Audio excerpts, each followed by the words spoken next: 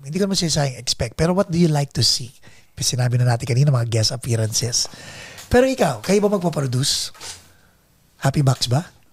Wala. Hindi ko alam, di ba meron silang parang pinost na nakita ko producer. Parang ngayon yun. Okay. Bahala na sila. Basta manonood lang ako. Saka hindi ako hingi na backstage pass kahit magbabayad ako, magbubutlig lang naman ako sa... Ay, pwede mas shoutout. Shoutout kay Tadhana, taga Perth, Australia. Tadhana, salamat sa bootleg mo. Yun ang pinapakinggan ko lagi. So si Tadhana umuwi ng Pilipinas from Perth para... Oo naman. Para ikuha ka ng bootleg. Diba? Yes. Nung nag-post ako nung... wala bang donation dyan? May nag-donate ka agad. Ito, kay Livan. Galing. Pero ang ganda ng mga arrangement talaga doon sa concert. Yeah. Ang ganda ng mga para may mga parts na parang... Uy, shit, parang ano to. Ang ganda ng mga arrangement ng mga parang gothic na ewan na ethereal shit yung mga intro na... Ang galing. So yun nga ang gusto ko malaman since nabanggit mo na yung concert, nakita mo na yung mga gothic stuff, yung mga kay Mel Villana na orchestra, yung drum corps. Would you want ano yung expectation na rito? Ganun din kung ano yung ginawa nila sa ganun din. Gawin nila na na ganun yung mga kanta. Tapos syempre tugtugin sana nila yung sunog kasi ginawa nila sa soundcheck. Ginawa nila soundcheck yun. Hindi ginawa doon sa concert. Ang ganda pa naman ng kantang yon. Sunog. Ikaw, Tim. Marami pang kanta na hindi tinugtog Gaya nung yung Ground, tapos Lost, Out of Reach, mga ganong kanta. Yung mga binabanggit mo, puro bamboo yan, ha? Hindi, puro Jeremiah. Hindi, basta first 3 albums yan. Sa first 3 albums yan. Okay, ikaw, Bray, anong gusto, manonood ka pag nagpunta sila rito? Lilibre daw niya ako. Yeah. Hindi ako busy. Pero anong gusto mo anong hindi busy? Ano ibig sabihin pag may trabaho ka, hindi ka magpapa-day off? Anong gusto mo makita sa concert na to? Ang gusto kong makita sa concert na to? Hindi ko alam. Basta masaya ako para sa kanila. Seryoso yan? Yeah. Pero nung nakita ko, siguro gusto kong makita live yung...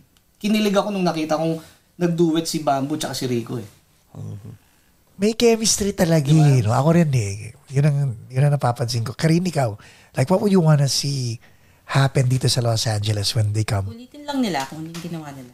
Masaya na ako dun.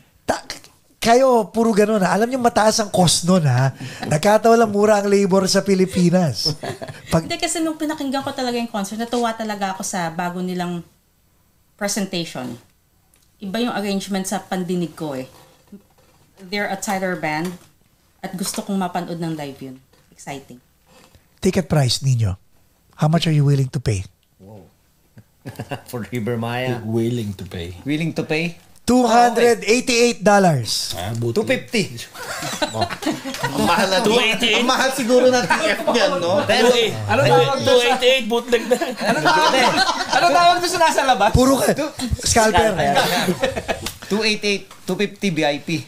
$288. Malamang magkano pricing yan, Levan? Di ko alam pero... wala akong trabaho ngayon, so hanap ko yung mura. Pero siguro gagawin ko na lang. Mag-aabang na ako ng last minute. Pag wala akong pera, mag-aabang ako ng last minute. Baka may mag-message na. Baka may mag-message na. Di ba, nood ka? Michael, magkano yung Eraserheads na VIP? Magkano i-heads?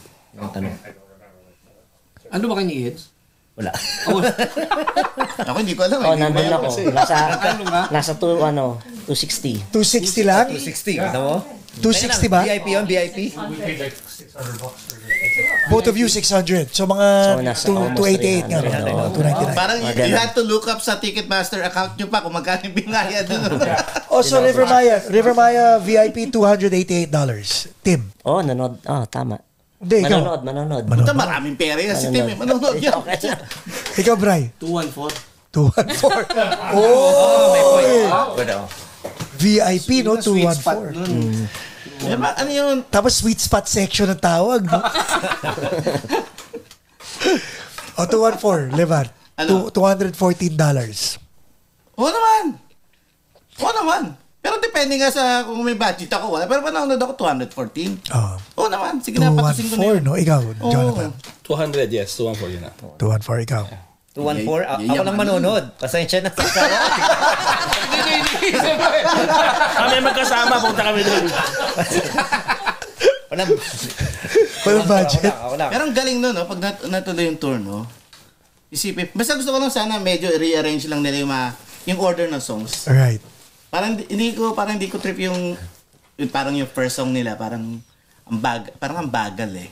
What's the first Parang one mas again? Monopoly. Monopoly, that's right. Pero gusto ko yung part doon ng yung nag-ano sila, yung parang after 4 songs sabi ni Bamboo, gawin na natin to, tapos inintroduce niya yung banda, parang inuna si Marcata, tapos sumunod si Nathan, tapos pagsabi kay Nathan, sabay banat ng bass, may tugtog na, Yung sa yung drums. diba? Parang galing nun, ang galing ng pasok nun ah. Karin, ikaw, 214. Na ticket. Kasama pa yung May asawa mo. photo op. O sige.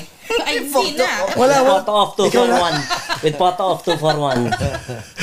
May kanta rin sa 241. Diba? May kanta rin. Yun yung option mo, di ba? Yun. 214 o 241. Dapat gawin nila yun eh. No? Yung ticket price ay isa 241. Isa 214, di ba? Pwede. May photo. Buti na lang, di 20 million. Oo nga. 20 million. May kanta nga pala sila 20 million.